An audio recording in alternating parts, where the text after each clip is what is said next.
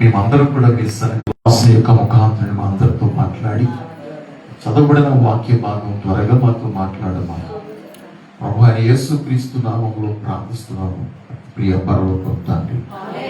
ఆమేన్. ప్రియులారా, ప్రకటన గ్రంథం బైబిల్ అంతటిలో ప్రకటన గ్రంథం 66 పుస్తకాలు ఉన్నాయి. బైబిల్లో 66 పుస్తకాలలో మొదటి పుస్తకం ఆదికాండం. సృష్టి యొక్క నిర్మాణం, ప్రారంభం ఆదికాండం మనకి తెలియజేస్తుంది. 66 పుస్తకాలలో ఆఖార పుస్తకం ప్రకటన గ్రంథం. ప్రారంభమైన సృష్టి ప్రకటన గ్రంథంలో ఎలాగైతే ముగించబడుతుందో, అంతమైపోతుందో తెలియజేసేది ప్రకటన గ్రంథం. ఇప్పుడు చెప్పాలంటే ప్రకటన గ్రంథములో మనం ఎక్కడ ఉన్నాము అని ఆలోచన చేస్తే 2-3 అధ్యాయుల్లో మనం ఉన్నాం. ప్రకటన గ్రంథం 2-3 అధ్యాయాలు. 2-3 అధ్యాయుల్లో 7 సంఘాల గురించి రాయబడినటువంటి సంఘటన. ఆసియాలో ఉన్న 7 సంఘపు దూతలకు రాయబడినటువంటి బిడ్డలారా ఈ 2-3 అధ్యాయాలలో రాయబడి ఉన్నాయి. ప్రియులారా, అపొస్తలుడైన పౌలు కూడా 7 సంఘాలకి ఆసియాలోని 7 సంఘాలు కూడా ఉత్తరాలు రాశాయి. యోహాను కూడా 7 సంఘాలకి ఉత్తరాలు రాశాడు. సంఘం సాధారణంగా ఉన్న సమయంలో పౌలు ద్వారా దేవుడు 7 సంఘాలకి ఉత్తరం రాయించింది. సంఘం సాధారణంగా లేని సమయాల్లో యోహాను ద్వారా 7 సంఘాలకి ఉత్తరాలు రాయించాడు. రెండింటికున్న డిఫరెంట్ అదే. పౌలు రాసినటువంటి 7 సంఘాలేవి? 7 సంఘాలేవి? రోమా సంఘం, రోమ పత్రిక, రోమా సంఘం, గలతీ పత్రిక, కొరింథీ సంఘం, గలతీ సంఘం, ఎఫెసీ, తర్వాత ఫిలిప్పీ సంఘం, కొలసీ, తెస్సలోనిక. 7 సంఘాలు. మిగిలినవి వ్యక్తులకు రాసిన పత్రికలు. తిమోతికి రాసిన, ఫిలమోనుకు రాసిన, తీతుకు రాసిన పత్రికలు మాత్రమే అవి. ఇవి 7 సంఘాలు. ప్రకటన గ్రంథంలో కూడా 7 సంఘాల గురించి మనం చదువుతాం. 7 సంఘాల్లో ఎఫెసీ సంఘం, ఎఫెసీ తర్వాత స్ముర్నా సంఘం, పెర్గమ సంఘం, థియతైరా సంఘం, తర్వాత సార్దీసు సంఘం, తర్వాత ఫిలదెల్ఫియా సంఘం, లవొదికయ సంఘం. ప్రజెంట్ ఈ ప్రపంచమంతట్లో ఉన్న సంఘాలు 4 సంఘాలు ఉన్నాయి. 3 సంఘాలు లేవు. అంటే ఎఫెసీ సంఘం, స్ముర్నా సంఘం, పెర్గమ సంఘం ఒకదాని వెంట ఒకటి వచ్చి అవి వెళ్ళిపోయినాయి. ఆది అపోస్తలుల కాలంలో ఎఫెసీ సంఘ ప్రారంభం. అది రాను ఆది అపోస్తలులు ముగింపు వచ్చేసరికి ఏమైందంటే ప్రేమ, ఆ సంఘంలో ప్రేమ చల్లారిపోవటం దేవుడు చూశాడు. 2-4 వచనంలో అయినను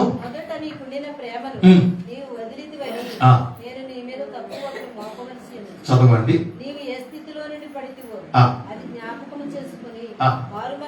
మారు మనసు పొందు.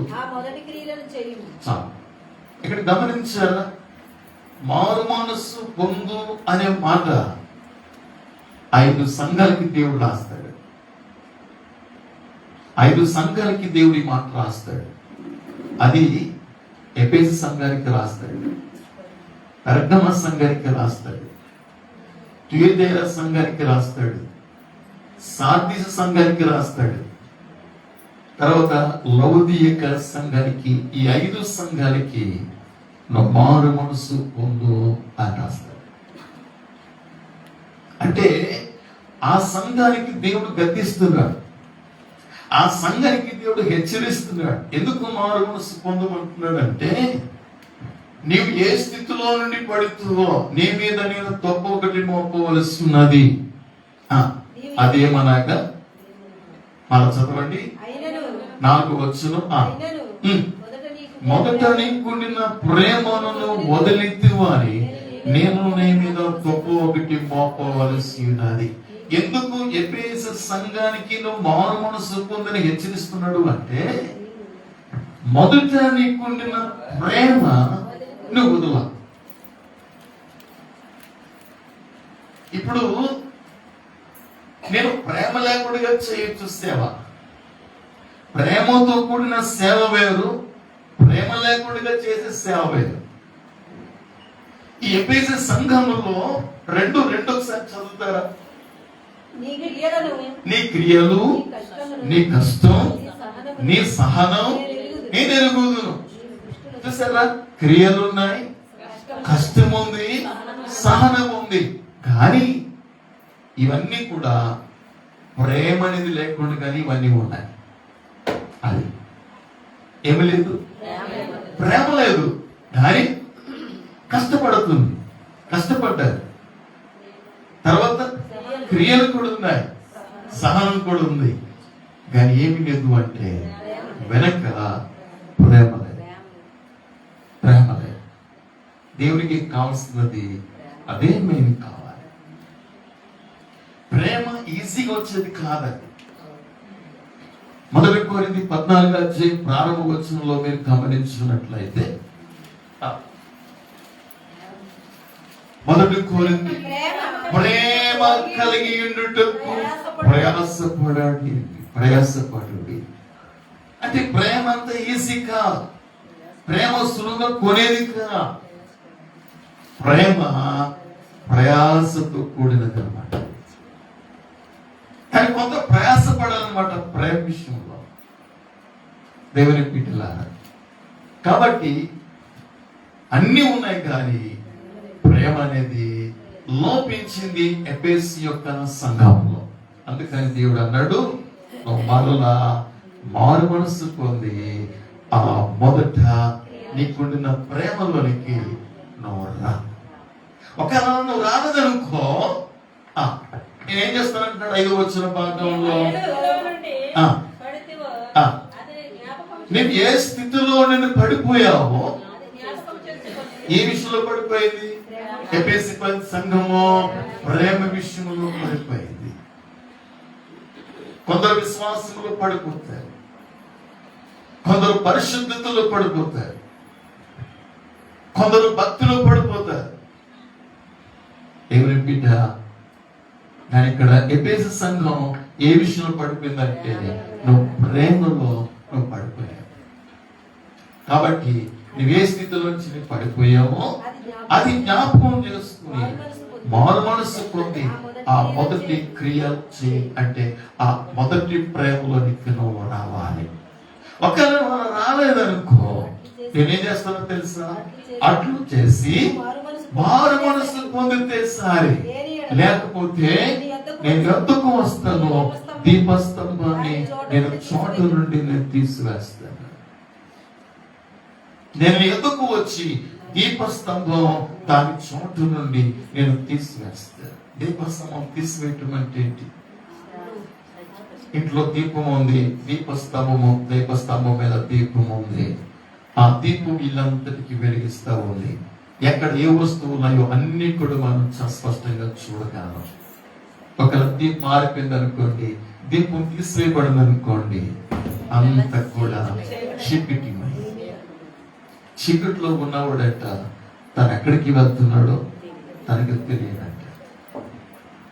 దేవుని బిడ్డ, దీపస్తంభాన్ని నేను తీసివేస్తున్నాడు. దాని అర్థం ఏంటంటే, ఇలా ఒక మాట చెప్పాలంటే, దీపస్తంభం, మనుషుల యొక్క దీపస్తంభం ఏంటి చెప్పారు? ఆత్మ. దేహానికి దీపస్తంభం దేని మీద చెప్పారా? కన్ను. కన్ను. దేహమంతటికి దీపం కన్ను అయితే ఏదేం పెట్టారా? ఆత్మ ఒక కన్ను. ఈ ఆత్మీయ జీవితానికి దీపం ఆత్మ. కాబట్టి ఆత్మను నేను తీసివేస్తాను.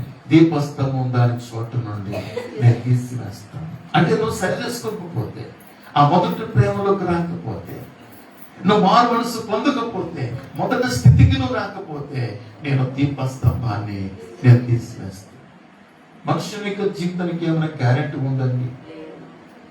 ఒక వ్యక్తి హాస్పిటల్కి వెళ్ళాడు, బాడీ చెకప్ చేయించుకున్నాడు, డాక్టర్ గారు సర్టిఫైడ్ చేశాడు, 50 సంవత్సరాలు నేను గ్యారెంటీ ఇస్తున్నాడు. ఈ వార్త వినటువంటి వ్యక్తి గొప్ప ఆనందంతో ఇంటికి వచ్చాడు. ఇంటికి రాని వచ్చాడు, తలుపు మీద లోపలికి వెళ్ళక ముంపే తలుపు మీద చేయి వేసుకున్నాడు. అలా షష్ఠ పెయిన్ వచ్చింది, మరొక చేయి పెట్టాడు, అలా కుప్పకూలిపోయాడు. ఆ కుప్పకూలిపోయి ప్రాణం వదిలేశాడు. ఎవరు ఇవ్వగలరండి జీవితానికి గ్యారెంటీ? ఎవరు ఇవ్వగలరు? దేవుని పిల్లల నరులారా తిరిగి రండి అని ఏ సృష్టికర్త దేవుడు నేను నా ఈ లోకానికి పంపించాడో ఆ సృష్టికర్తకు మాత్రమే నీ యొక్క నా యొక్క ఆత్మపై ఆయనకు మాత్రమే అధికారం. మరి ఆయనకు మాత్రమే అధికారం ఉన్నప్పుడు ఆ అధికారానికి నువ్వు లోపడ్డావా? ఆ ప్రశ్న. నీ ప్రవర్తన అంతటి అంత ఆయన ఏమంటారు చూడండి, ఆయన అధికారాన్ని గొప్పగా అంటాడు. చదవండి సామెతల గ్రంథం 3:5 ఒకసారి జ్ఞాపకం చేస్తాడు.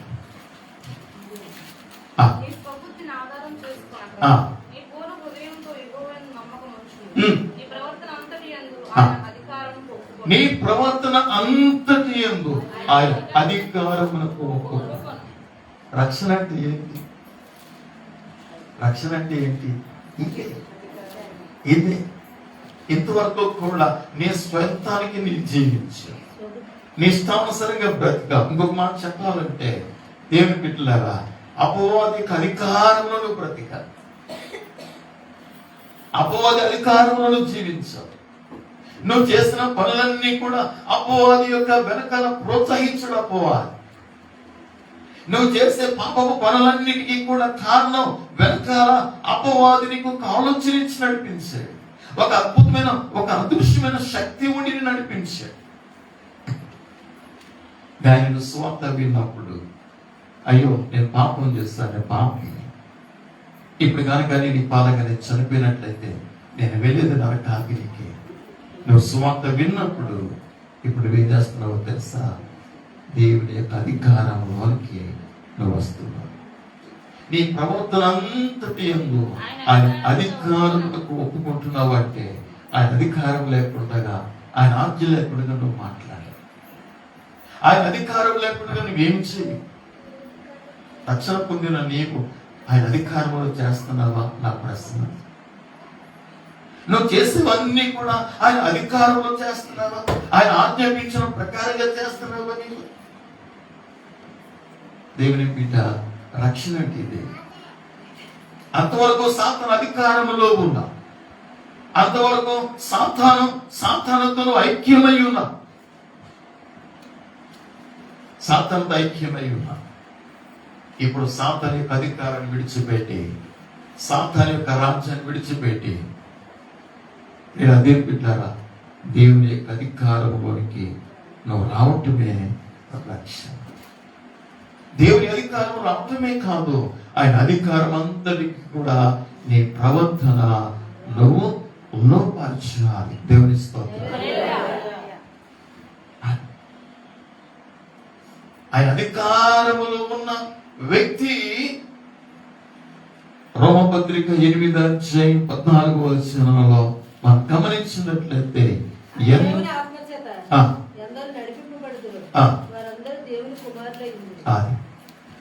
దేవుని యొక్క అధికారములున్న వ్యక్తట దేవుని ఆత్మ ద్వారా జీవించే వ్యక్తట. దేవుని స్తోత్రం.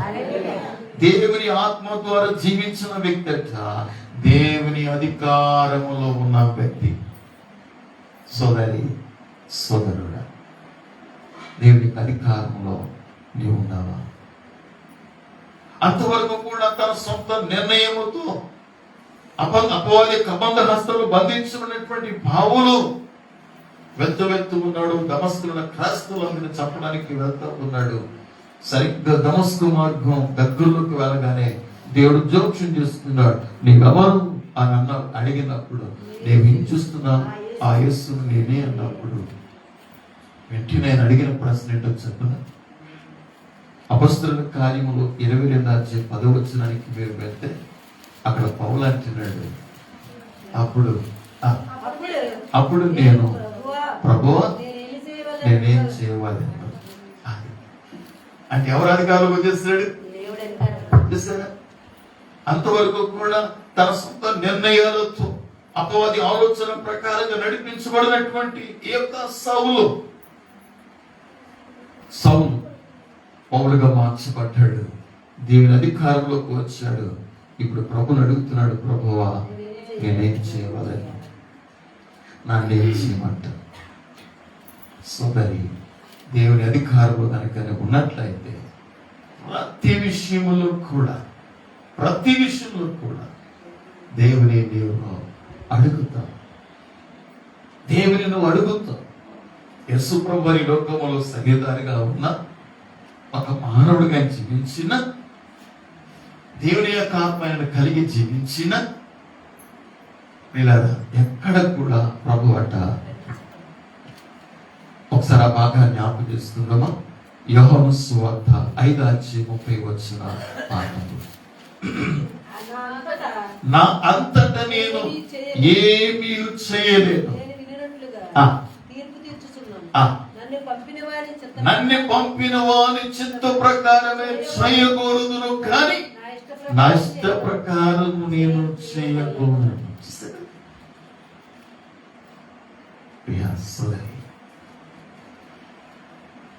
కాబట్టి యేసు ప్రభు ఎక్కడ కూడా 33 సంవత్సరాలు ఈ లోకంలో జీవించాడు. నీకెలాగా సొంత ఇష్టం ఉందో ప్రభు కూడా ఒక మనుషుడుగా ఆయనకి కూడా సొంత ఇష్టం అనేది ఉంది.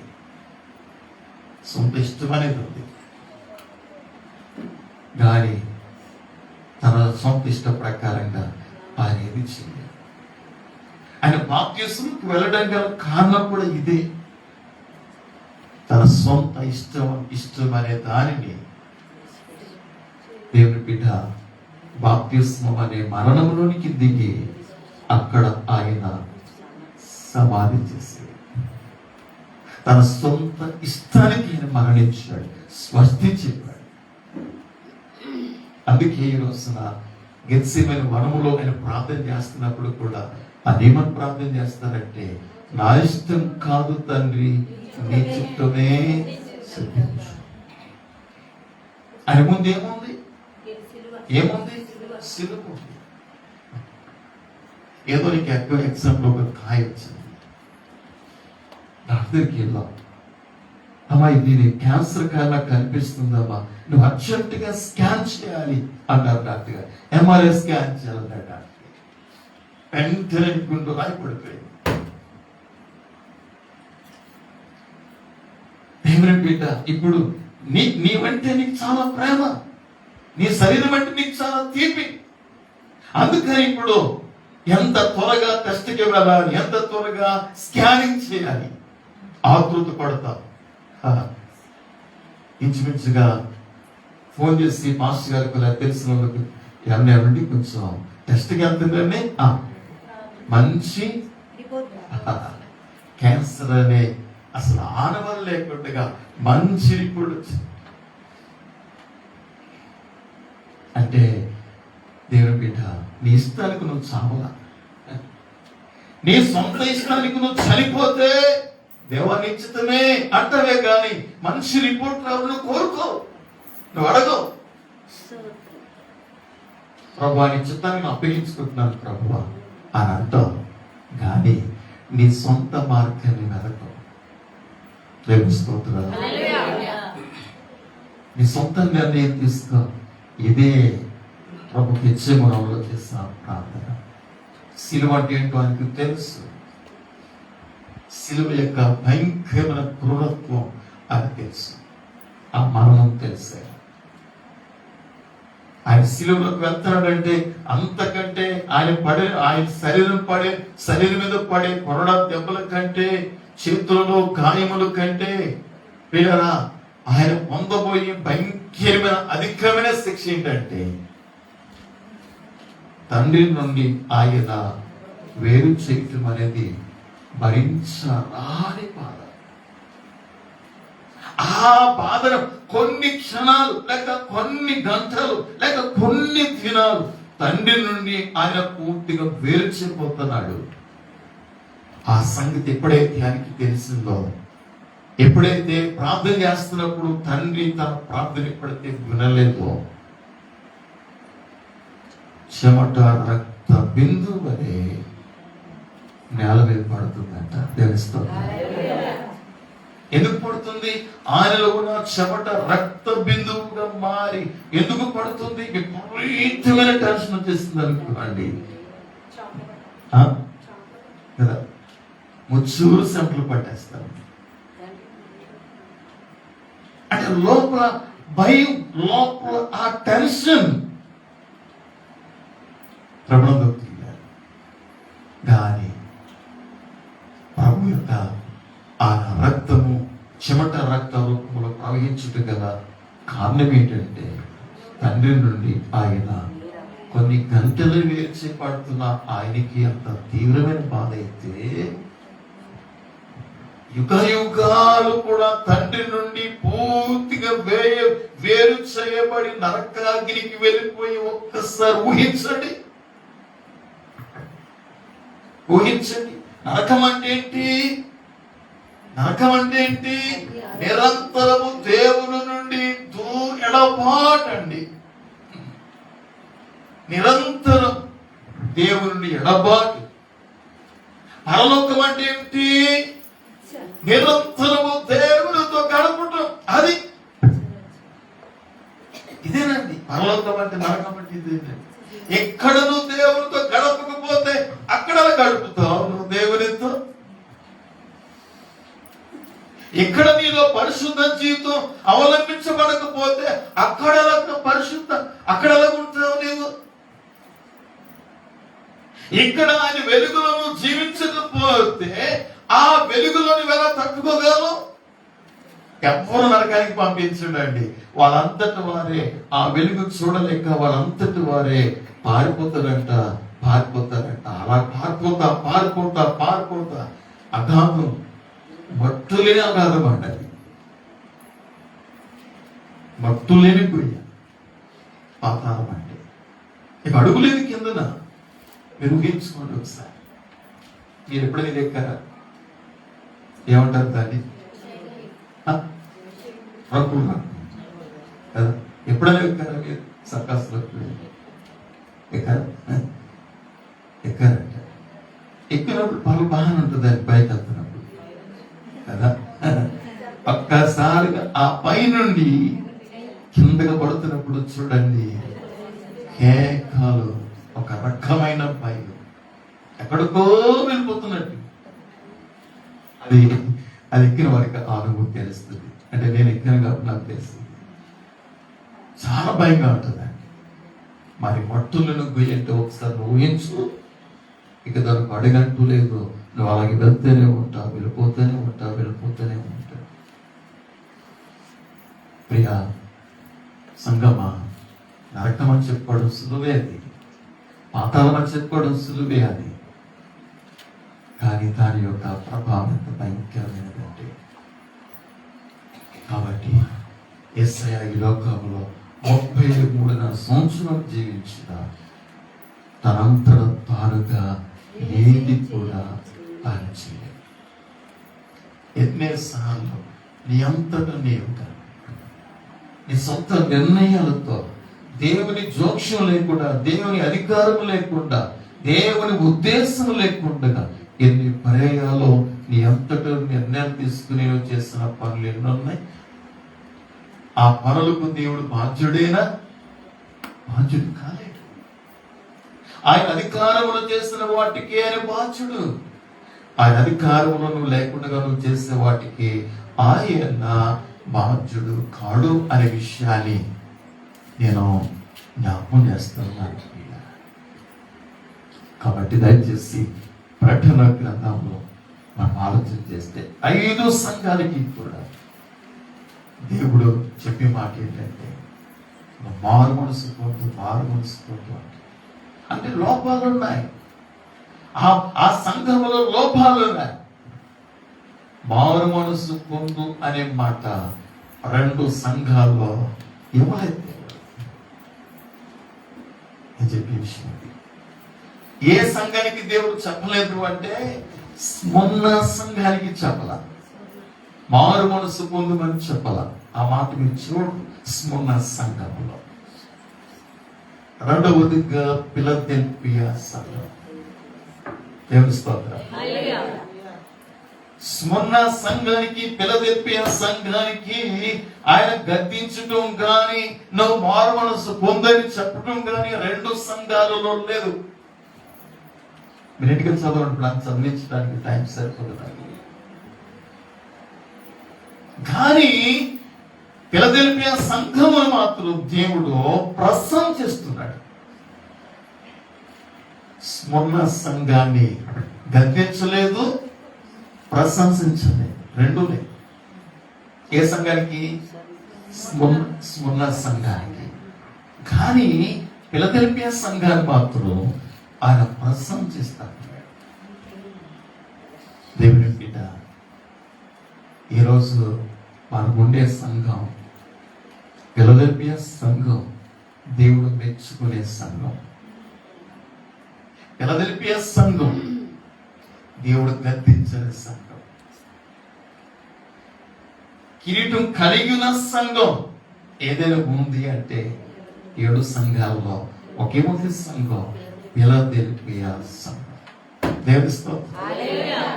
ఇప్పుడు చదవండి 3వ అధ్యాయంలో 10-11 వచ్చిన భాగం చదవాలి.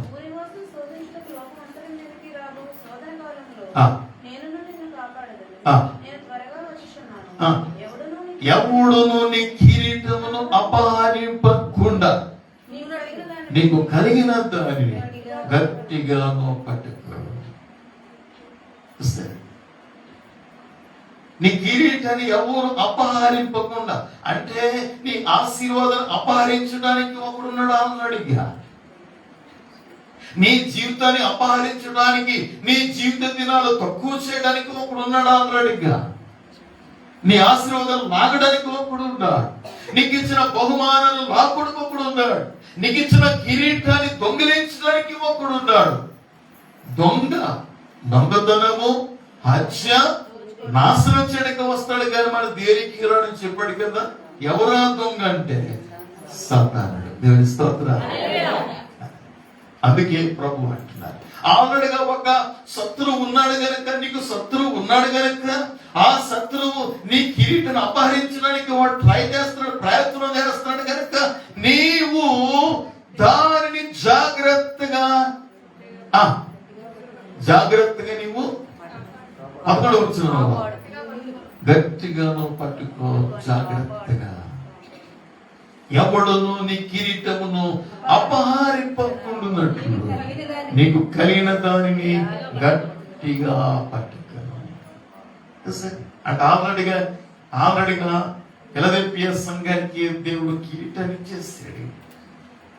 ఇప్పుడు ఆ కిరీటాన్ని కలిగి ఉంటావా పోగొట్టుకుంటావా అనేది నీ చేతిలోనే ఉంది. దేవుని విషయాలను నిర్లక్ష్యంగా ఉంటావా, శ్రద్ధ కలిగి ఉంటావా అనేది నీ చేతిలోనే ఉంది. దేవుడిచ్చిన ఆశీర్వాదాన్ని నువ్వు పోగొట్టుకుంటావా కలిగి ఉంటావా అనేది నీ చేతిలోనే ఉంది. నీ చేతిలోనే ఉంది. దేవుని బిడ్డ, ఏ విధంగా అయితే ఫిలదెల్ఫియా సంఘము కిరీటాన్ని కలిగి ఉందో, ఒకే ఒక వ్యక్తి కిరీటాన్ని కలిగి ఉన్నట్టుగా కలిగి ఉన్నానని చెప్తాడు ఒక వ్యక్తి. ఆ వ్యక్తి ఎవరు అంటే పౌలు. దేవుని స్తోత్రం. ఒకసారి ఈ మాట కూడా చదువుకుందాం. రెండవ తిమోతి పత్రికలో 4వ అధ్యాయం 6-7 వచనాలు ఒకసారి జ్ఞాపకం చేసుకుందాం. నేను ఇప్పుడే పానార్పణముగా పోయబడుచున్నా. పానార్పణంగా పోయబడుచుమంటే ఏంటో తెలుసా? కరిగిపోవటం.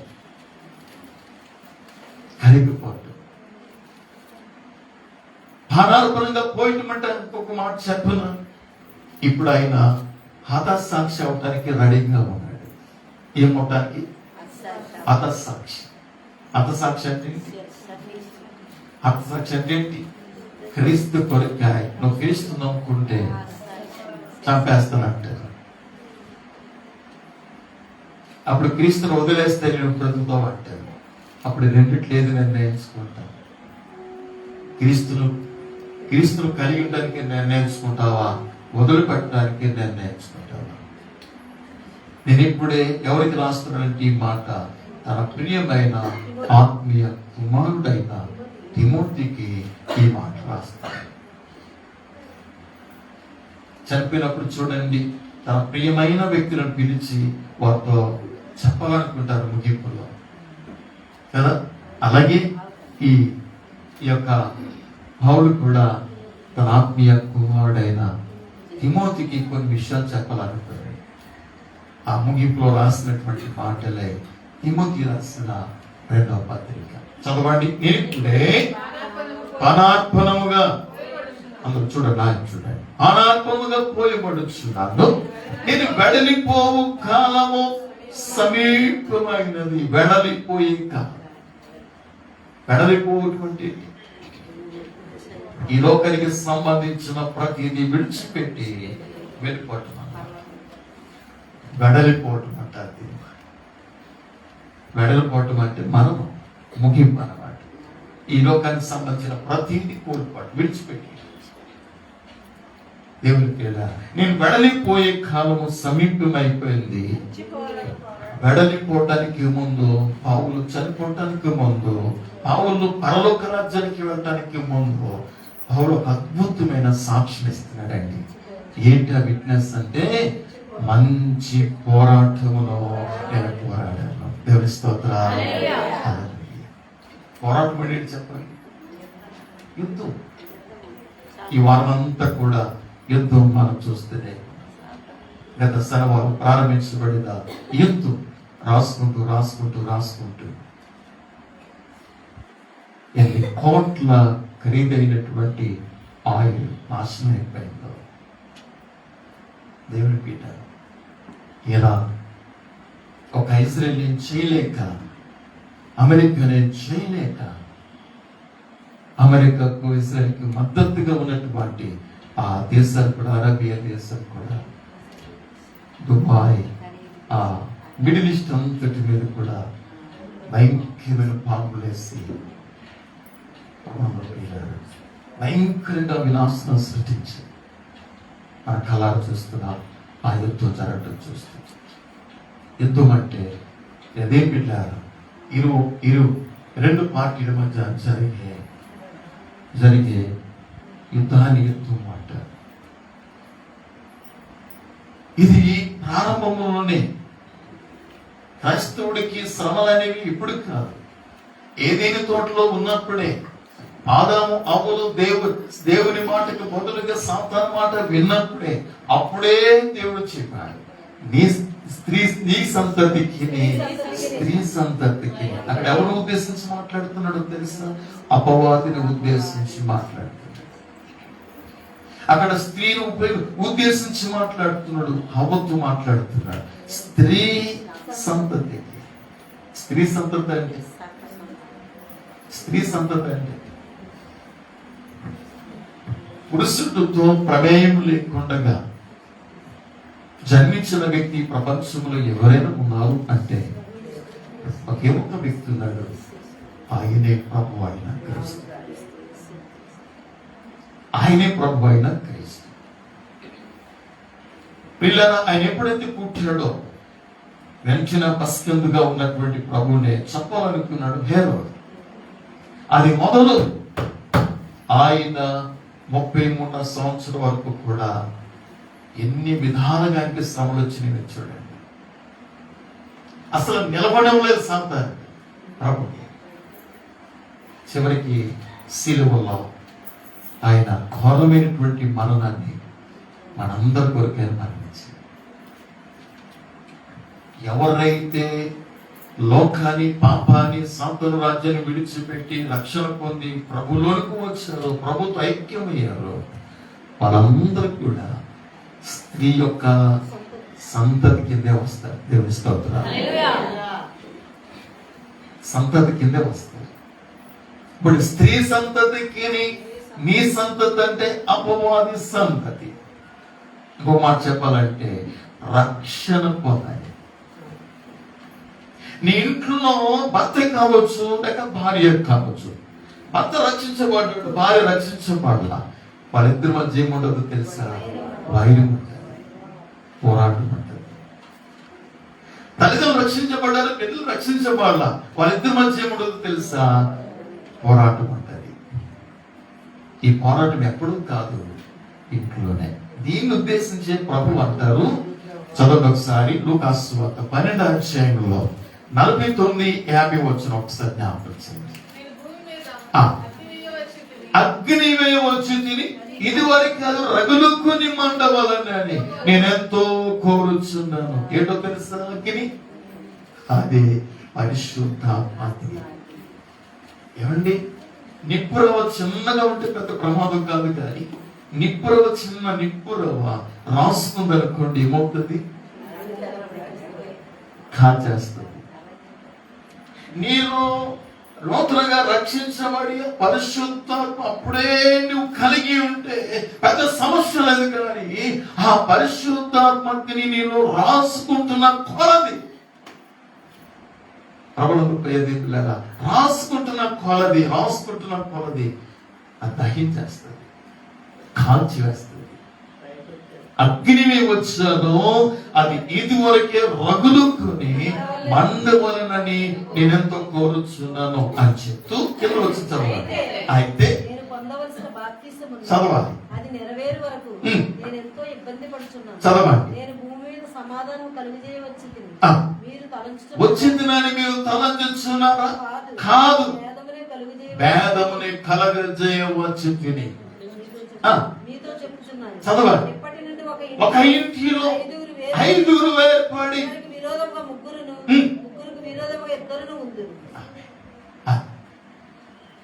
ఇదేనండి అగ్ని అంటే.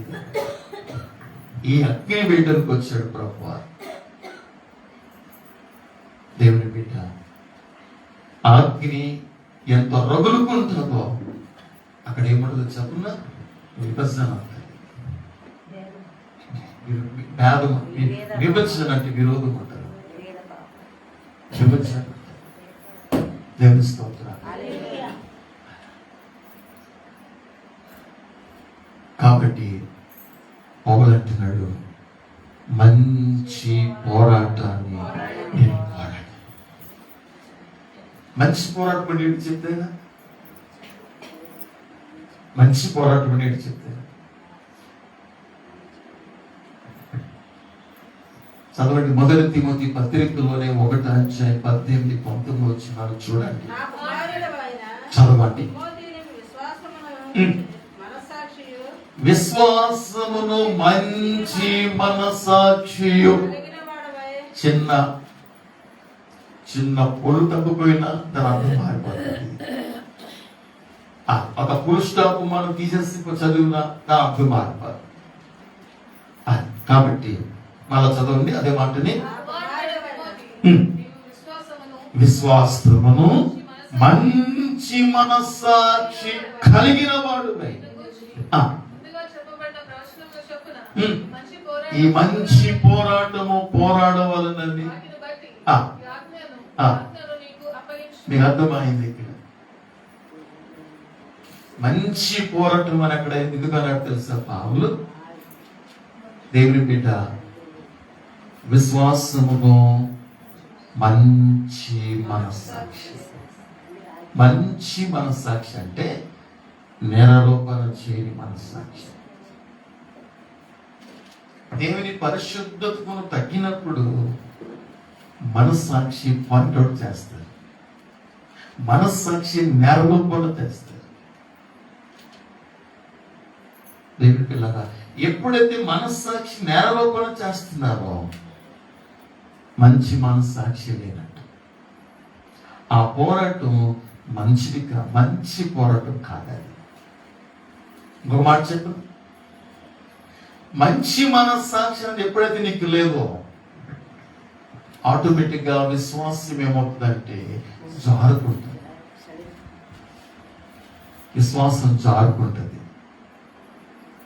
దాని కింద ఇంకా చదవండి. కొందరు త్రోసివేసి విశ్వాస విషయమై వాడ బ్రద్దలైపోయిన వారి వలె చెడి ఉన్నారు. మీకు అర్థమైంది? ఇప్పుడు బ్రద్దలైపోయినటువంటి వాడ ముందుకు ప్రయాణం చేస్తుంది అంటారా? అలాగే మంచి మనస్సాక్షి లేని వారికి కూడా దేవునిలో ముందుకు సాగలేరు అని అర్థం. మంచి మనస్సాక్షి లేకపోతే నువ్వు ముందుకు సాగలే. ఆత్మీయతలో ముందుకు నువ్వు వెళ్ళలే, నువ్వు ముందుకు వెళ్ళలే. నువ్వు ప్రభులో ముందుకు నడవాలి అంటే మంచి మనస్సాక్షి అనేది చాలా ప్రాముఖ్యం, చాలా ప్రాముఖ్యం. ఒక మాట చెప్పాలంటే నీకు నాకు ప్రతినిధి దేవుడు మనస్సాక్షిని పెట్టాడు. ఏం పెట్టాడు? మనస్సాక్షిని పెట్టాడు. మనస్సాక్షి ఇచ్చే స్వరమే, మనస్సాక్షి ఇచ్చే సాక్ష్యమే పరిశుద్ధాత్ముడు ఇచ్చే సాక్ష్యం. దేవుని బిడ్డ, నీ మనస్సాక్షి నీపై మంచి సాక్ష్యం ఇస్తున్నప్పుడు అదే సాక్ష్యం పరిశుద్ధాత్ముడు కూడా అదే సాక్ష్యం ఇస్తుంది. నీ మంచి మనస్సాక్షి సాక్ష్యం ఇవ్వలేనప్పుడు పరిశుద్ధాత్ముడు కూడా సాక్ష్యం ఇవ్వలేడు. ఈ రెండు ప్రాముఖ్యం. పరమను ప్రియ దేవుని బిడ్డ, కాబట్టి నా కుమారుడైన తిమోతి, నీవు విశ్వాసమును మంచి మనస్సాక్షి కలిగిన వాడువై ఈ మంచి పోరాటాన్ని నువ్వు పోరాడాలి అన్నాడు. ఇదే విషయాన్ని పౌలు ఇక్కడ అంటున్నాడు కదా, నేను మంచి పోరాటమును పోరాడాను అంటే పౌలు యొక్క మనస్సాక్షి ఎంతగా కాపాడుకున్నాడండి, ఎంత భద్రంగా కాపాడుకున్నాడు తన మనస్సాక్షి.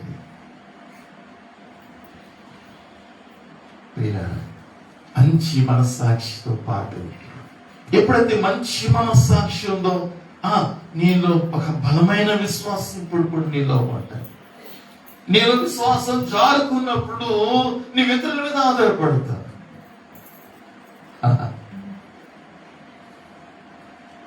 ఉన్నారు ఒక సేవ టీం ఉంది, సేవ 10 టీం వాళ్ళు ఉన్నారు.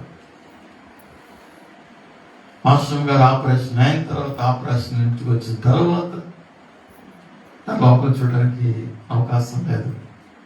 వాళ్ళు వచ్చారు, చర్చిలో ప్రార్థించారు. మాకు అసలు తెలియదండి అన్నారు. నీలో విశ్వాసం జారుకుంటే నీ మిత్రుల మీద ఎప్పుడు ఆధారపడుతుంటావా? ఈ పరిస్థితులు ప్రార్థించాలని ఆధారపడుతుంటా. అదే మంచి మనస్సాక్షిని కలిగి ఉంటే, నీవు బలమైన విశ్వాసం కలిగి ఉంటే ఏ విషయంలో అయినా నువ్వు ధైర్యంగా ముందుకెళ్తావు.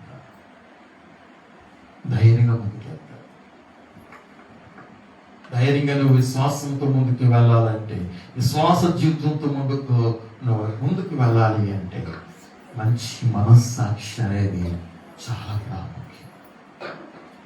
ఈ రెండు కలిస్తేనే మంచి పోరాటం అవుతుంది. ఇది ఎప్పుడు గుర్తుపెట్టుకోండి, మీరు గుర్తుపెట్టుకోండి. మంచి మనస్సాక్షి లేకపోయినా, విశ్వాసం లేకపోయినా పోరాటం ఉండాలి. నీవు ఎప్పుడైతే మంచి మనస్సాక్షి కలిగి ఉన్నావో, ఎప్పుడైతే నువ్వు బలమైన విశ్వాసం కలిగి ఉన్నావో, నిన్ను ప్రేమించిన వారు నీకు శత్రువులు అవుతారు, నీ నమ్ముకున్న వారు నీకు విరోధులు అవుతారు. ఆటోమేటిక్ గా అదే పోరాటం అంటే. ఎక్కడి నుంచో రారు విరోధులు. ఇంకా మీకు ఈజీగా అర్థం కావాలంటే నేను చెప్తాను వినండి. బయట శత్రువు అయినటువంటి గొలియాతు ఉన్నాడు. ఇశ్రాయేలు ఈ ఫిలిస్తీయుడు ఇశ్రాయేలుకు యాంటీ విరోధులు వారు. పిల్లల సౌలు అప్పటికి ఇశ్రాయేలుకి రాజు. అసలు రాజు వెళ్ళి యుద్ధం చేయాలి, ఆ యొక్క గొలియాతుతో హతమార్చాలి.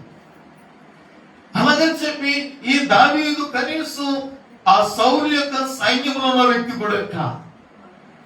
ఎక్కడో అరణ్యములో ఉండి గొర్రెలు కాసుకుంటున్నటువంటి వ్యక్తి. కానీ దేవుని పట్ల గొప్ప రోషం కలిగిన వాడు, పట్టుదల కలిగిన వాడు. దేవుని ఏమైనా దూషిస్తే తట్టుకోలేడు. కానీ తండ్రి పంపించినాడో అక్కడికి పంపించాడు ఆ యుద్ధం చూడటానికని. అక్కడికి వెళ్తే అన్నలు తిడతారు, అన్నలే యాక్టివ్ అయిపోయారు.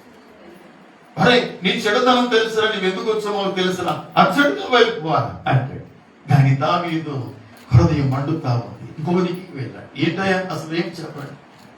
ఏం లేదు, ఆ గొలియాతును చంపిన వాడి పెట్ట రాజు ఇశ్రాయేలులో స్వతంత్రంగా చేస్తాడట, కుమార్తెనిచ్చి పెళ్లి చేస్తాడట, గొప్ప బహుమానం ఇస్తాడట. ఇద్దరు ముగ్గురు అడిగాడు దావీదు, నేను పోట్లాడతానంట. సరే మొత్తానికి ఈ వార్త దావి దగ్గర సౌదరికి వెళ్తాది. ఎవరే నీ యుద్ధాభ్యాసం ఏంటి, ఎలా పోట్లాడుతాను అంటే, లేదండి నేను ఆల్రెడీగా నా తండ్రి గారి యొక్క గొర్రెలు కాస్తున్నప్పుడు ఒకసారి సింహం వచ్చింది, ఎలుగుబంటి వచ్చింది, రెండింటిని చంపిస్తుంది. అంటే మీరు గమనించారా? రాజు ఎక్కడ ఉన్నా రాజే. అరణ్యములు ఉన్నా కూడా తను రాజుగానే ఉన్నాడు. రాజే కాబట్టి వాటిని చంపేశాడు సునాయాసంగా, ఎలుగుబంటిని, సింహాన్ని. కాబట్టి నేను పోట్లాడుతాను ఈ వ్యక్తితో అని అన్నప్పుడు సరే అని చెప్పి సౌలు తన ఆయుధం తీసి ధరింపజేస్తాడు. ఇవి నాకు అలవాట్లేదండి అంటే చూస్తాడు, కానీ ఇవి నాకు ఏమాత్రం అలవాట్లేదండి అంటే. మొత్తానికి సౌలు చేయవలసిన యుద్ధం దావీదు వెళ్ళాడు, గొలియాతును చంపేశాడు, ఒక్క దెబ్బతో చంపేశాడు. ఇప్పుడు శత్రువైన బయట శత్రువైన సౌలు చనిపోయాడు, ఆ యొక్క గొలియాతు చచ్చిపోయాడు. కానీ గొలియాతు చచ్చిపోయిన తర్వాత ఇప్పుడు లోపల ఉన్న ఆ సౌలు ఇప్పుడు ఏమిటి తెలుసా? దావీదుకి శత్రువుగా మారిపోయాడు. ఇప్పుడు దావీదు శత్రువు ఎక్కడి నుంచి వచ్చారు చెప్పండి? దేవుని బిడ్డ, నీవెప్పుడైతే మంచి మనస్సాక్షి కలిగి ఉంటావో, విశ్వాస జీవితంలో ఎదుగుతూ ఉంటావో, ఖచ్చితంగా నీవు యుద్ధ రంగంలో ఉన్నావు. ఎక్కడైన వారందరినీ క్యాంటీ అయిపోతారు, శత్రువులుగా మారిపోతారు. దేవుని బిడ్డ, అదే పోరాటం. ఆ పోరాటం గురించి దావీదు ఇక్కడ చెప్తాడు. నా ప్రియ కుమారుడు తిమోతి, నేను మంచి పోరాటాన్ని పోరాడాను, నా పరుగును నేను కడముట్టించాను. నువ్వెప్పుడైతే రక్షించబడ్డావో దేవుని బిడ్డ, నీకు ఎక్కడున్నా చెప్పనా? పరుగు పందులో ఉన్నా, పందులో ఉన్నా. ఈ పడిగా అన్ని చూసుకుని వెళ్తాను, నెమ్మదిగా వెళ్తాను అనుకుంటూ కుదురుతూ వెళ్ళాలి మానాలా, ఈ కూటానికి వెళ్ళాలి మానాలా, రేపు శాంతి పెట్టి ప్రార్థనకి మరిపోవాలి, అంత దూరం వెళ్ళాలి మానాలా. నువ్వు అలా అడుగులేసుకుంటూ ఉంటే ఏదో ఒక రోజున వెనక వచ్చి ఆత్మను అర్థం చేస్తాను. అలాగే ఇశ్రాయేలు ప్రజల్లో అనేక మంది అలాగే హద్దులైపోయారు. తెలుసా మీకు? ద్వితీయ కాండముకి వెళ్తే 25:17-18 ఒకసారి జ్ఞాపకం చేయండి. మీరు ఐగుప్తులో నుండి వస్తుండగా మార్గములో అమలేకీయులు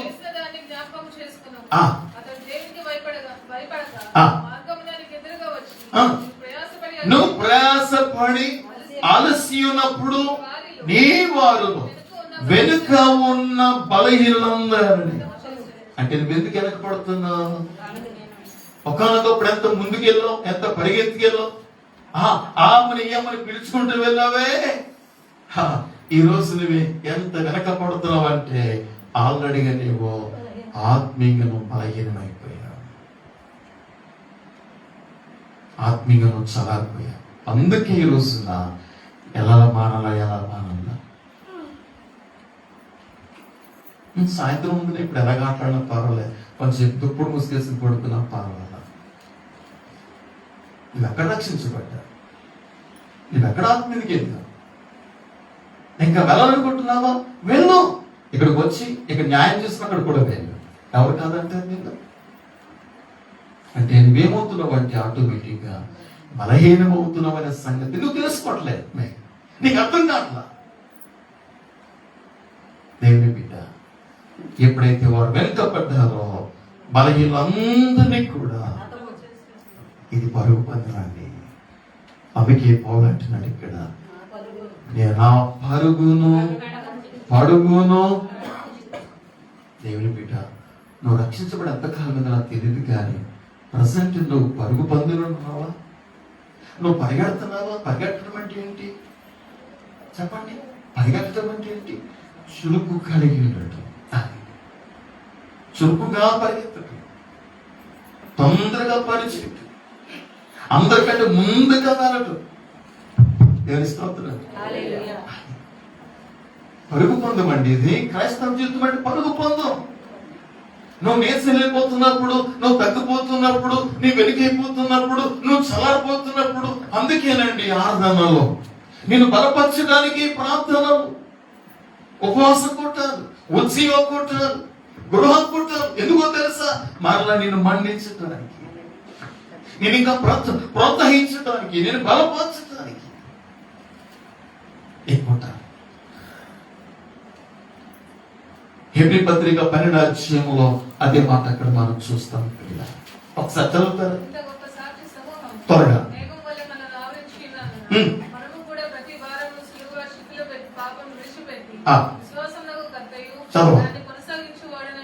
యేసు వైపు చూచుచు మన ఎదుట ఉంచబడిన పందెమందు, మన ఎదుట ఉంచబడిన పందెములో ఓపికతో పరిగెత్తే వ్యక్తికి ఓపిక ఉండాలండి. ఏముండాలట? పరిగెత్తే వ్యక్తి ఏముండాలట? ఓపిక ఉండాలి. ఓపికతో పరిగెత్తుతాము అంటే ఆత్మీయతలో చురుకుగా ఉండటం. పాట పాడమంటే నువ్వు సెల్ ఫోన్ పట్టుకుంటావు, చూసుకుంటావు, పాట పుస్తకం పట్టుకుంటావు, చూసుకుంటూ ఉంటావు. అంటే వారం అంతట్లో నువ్వు సిద్ధపడలేదా? వారం అంతట్లో నువ్వు ప్రిపేర్ అవ్వలేదా? దేవుని బిడ్డ, ప్రిపేర్ అవడానికి ఎన్ని వారాలు కావాలి నీకు?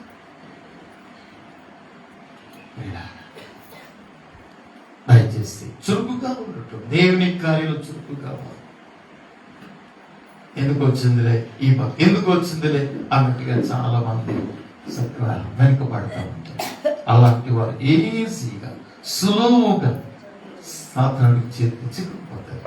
ఏదో ఒక రోజున సాతాను చేతిలో బలి అయిపోతారు వాళ్ళు. అందుకని పౌలు అంటున్నాడు కదా, నా పరుగును నిన్ను కడముట్టించాను. నువ్వు రక్షించబడ్డావు అంటే ఖచ్చితంగా నువ్వు పరుగు పందెములో ఉన్నావు అని అర్థం. ఈ పరుగు పందెం ఎప్పుడు ముగించబడుతుందంటే ప్రభు పిలుపు వచ్చినప్పుడు ముగించబడతా ఉంది. లేదా ప్రభుని పిలుచున్నప్పుడు నరులారెక్కడికి ఎక్కరండి అని పిలుపు వస్తుంది. లేదా ఈ పిలుపు రాకపోతే ఒక రోజున ఈ పిలుపు వస్తుంది. ఏది? చదువు ఒకసారి ప్రకటన గ్రంథం 4:1 భాగం. ఈ సంగతులు జరిగిన తరువాత నేను చూడగా ఇదిగో పరలోకమందు ఒక తలుపు తెరవబడి ఉండేది. మరియు నేను మొదట వినిన స్వరము బూరధ్వని వలె నాతో మాటలాడకై ఉంటుంది. ఆ మాటలాడిన వాడు ఎక్కడికి ఎక్కిరం రమ్ము, ఇక మీదట జరగవలసిన వాటిని నీకు తెలియపరచదనని.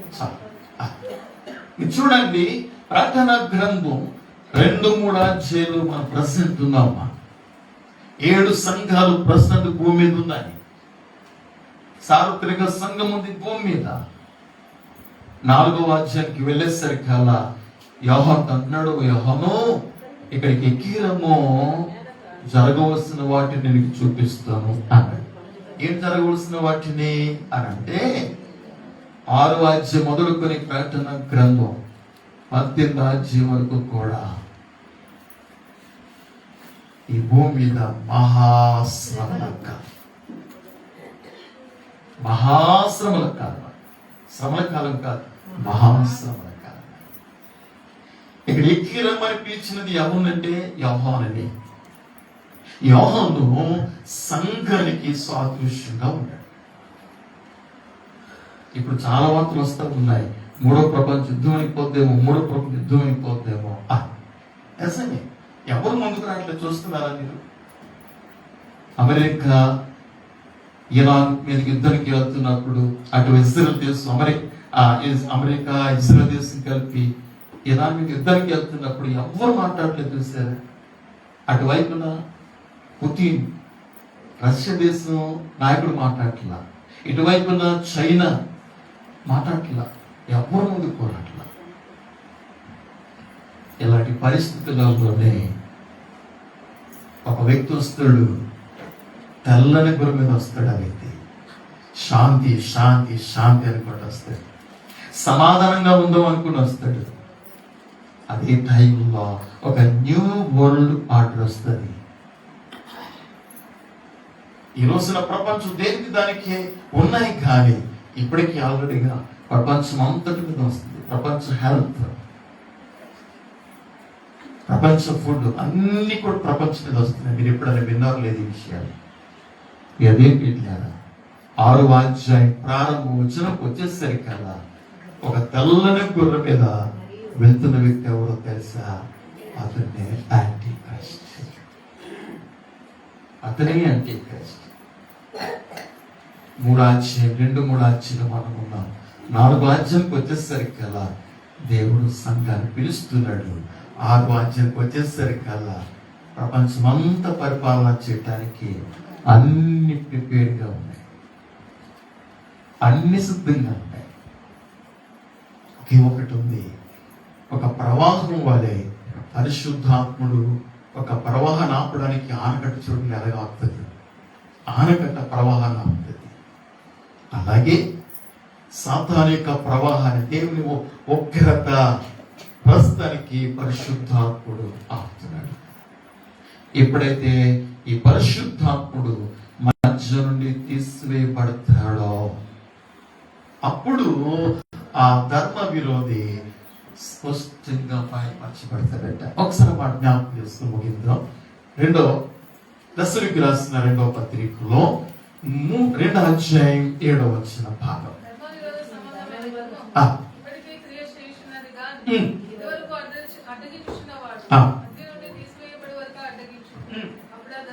అప్పుడు ఆ ధర్మ విరోధి ఎంత స్పష్టంగా చూసారు? మధ్య నుండి తీసివేయబడు వారికి అడ్డగించును. ఎప్పుడైతే మధ్య నుండి తీసివేయబడతారో అప్పుడు ఆ ధర్మ విరోధి బయలుపరచబడు. ఎవరు అడ్డగిస్తున్నారు? ఎవరు అడ్డగిస్తున్నారు? ఒకవైపున పరిశుద్ధాత్ముడు, ఒకవైపున సంఘం. ఒకరోజు రాబోతూ ఉంది, పరిశుద్ధాత్ముడు సంఘమును తీసుకుని ఏలియాజరు రెబెకాను తీసుకుని ఇస్సాకు దగ్గర తీసుకువెళ్ళినట్లుగానే మధ్యాకాశంలో ఉన్న ప్రభు యొద్దకు పరిశుద్ధాత్ముడు సంఘమును తీసుకుని ఎప్పుడైతే వెళ్ళిపోతున్నారో, నోవాహు ఓడలోకి వెళ్ళిన తర్వాత దేవుడు ఏం చేస్తాడంటే ఆమె అది కృపాద్వారం అంటారు దాన్ని. అంటే వాడు ప్రారంభించింది మొదలుకొని ఇంచుమించుగా ఎన్ని సంవత్సరాలు పెట్టాడో వాడు తెలియదు, కానీ అంతకాలం కృపాయుగాన్ని ఇచ్చాడు, కృపాకాలం ఇచ్చాడు వారికి. కృపాకాలం ఒక్కరు వినియోగించుకోవాలి. ఈ రోజు కూడా ఇది కృపాకాలపు యొక్క ముగింపులో ఉన్నమ్మా. ఉపయోగించుకోవట్లా. దేవుని బిడ్డ, ఈ ఉదయకాలం ఒక్కసారి మా పరిశీలన చేసుకుందాం. చాలా విషయాలు నేను ప్రకటన గ్రంథంలో చెప్పాలనుకున్నాను, కానీ టైం సరిపోలేదు. ప్రపంచంతో మరొక పర్యాయం ఆ వాక్యం మనం కంటిన్యూ చేసుకుందాం. తలలో వంచుకుందాం, కళ్ళు మూసుకుందాం. సోదరి సోదరుడా, ఫిలదెల్ఫియా సంఘానికి దేవుడు కిరీటాన్ని